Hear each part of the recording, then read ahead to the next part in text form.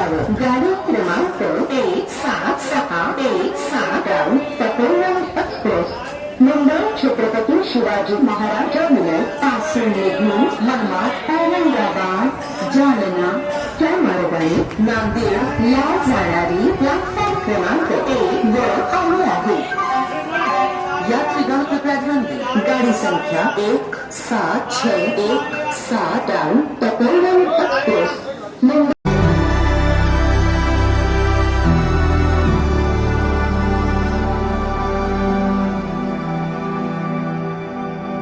आधारस्तंभ आहे.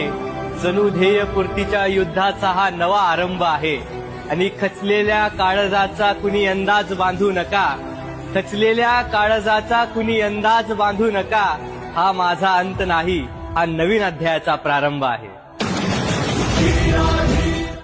होता है यहाँ मेरे कहने पर दिन और मेरे कहने पर रात.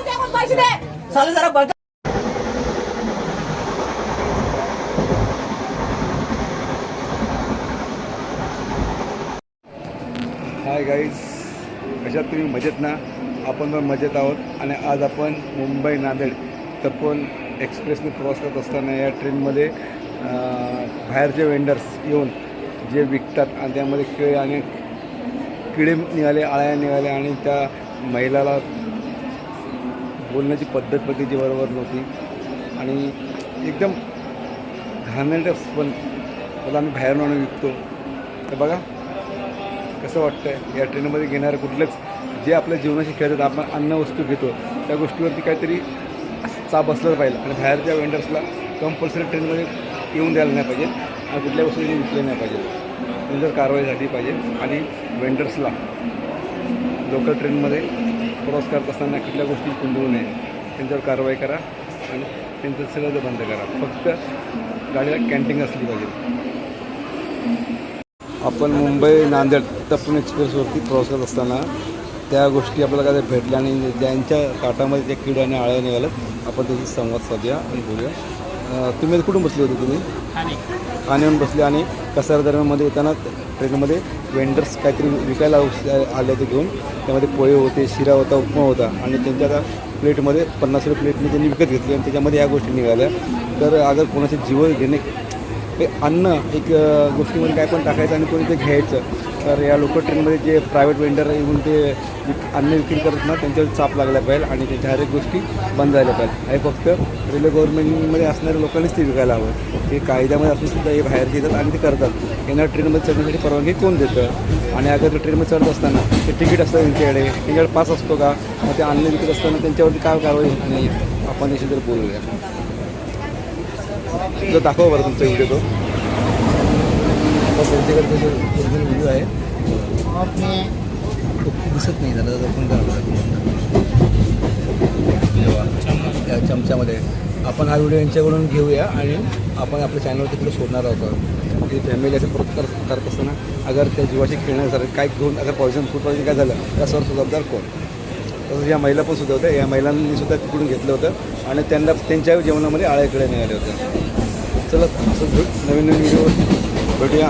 बघत राहा आपला चॅनल MH04 BSA. टेन्शन घेऊ नको, तू उलट बोल नको आम्हाला. तू काय बोलला? तुझं किडे निघून तू दबाव टाकतो आमच्यावरती. काय डॉक्युमेंट काय म्हणजे काय काही करता हलू म्हणजे काय लाज वाटते काय? तू करा मुळे बरोबर आहे तुला नीट करायसाठी.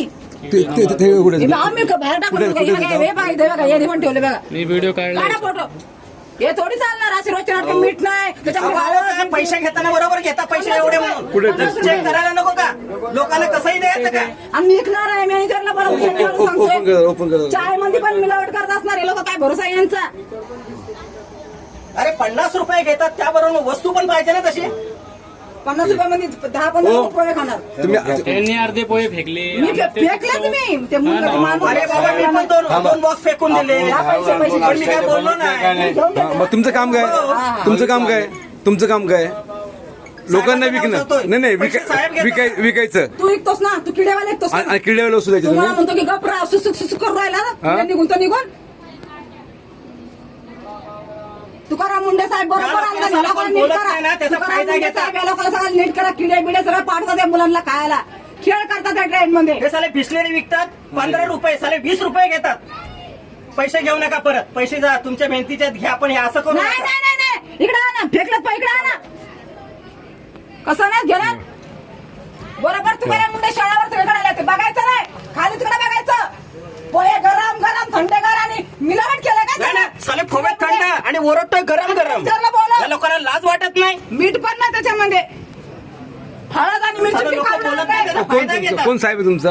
मिरची बुकी हो, तुमचा कोण साहेब आहे? अरे साहेब कुठला, तो असाच बोलला. काय? त्याचा साहेब कुठला? हा? नाही नाही, आपली किडेवाला जेवण तुम्ही देत आहे ते फेकून दिले. नाही नाही नाही, बाहेर मग कशाला मागवायचं? चेक केलं पाहिजे ना. कशाला मागवायचं तुम्ही? नाही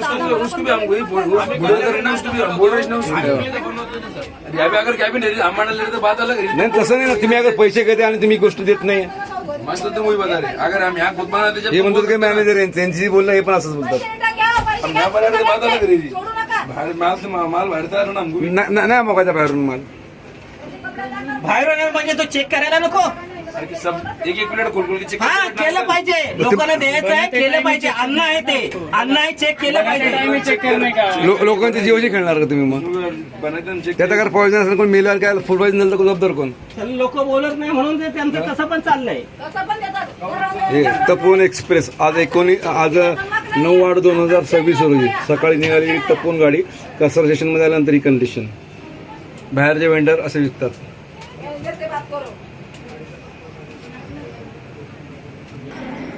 आपण कसारा स्टेशनला आहोत आणि ही गाडी मुंबई नांदेड तपोवन एक्सप्रेस. आणि तपोवन एक्सप्रेसमध्ये आज सकाळी कल्याणहून निघाल्यानंतर ती गाडी कसारलेपर्यंत काही वेंडर्स आले आणि त्या वेंडर्सनी जे ह्या गाडीमध्ये लोकांना खायला दिलं त्यामध्ये अक्षरशः खिळे आणि अळ्या निघाल्यात. आणि तशी आपण त्या बोललो तर बघा, आपण त्याशी बोललो तर ते उलटच बोलण्याची वार्ता करतायत आणि व्यवस्थित बोलत नाही आहे. अशावरती काहीतरी कारवाई झाली पाहिजे आणि लोकल ट्रेनमध्ये जे प्रायव्हेट वेंडर आहेत जे विकतात अशा गोष्टी त्यांच्यावरती कारवाई झाली पाहिजे. 17617 तपोवन एक्सप्रेस मुंबई छत्रपती शिवाजी महाराज टर्मिनल पासून निघून मनमाड औरंगाबाद जालना त्या मार्गाने नांदेड या जाणारी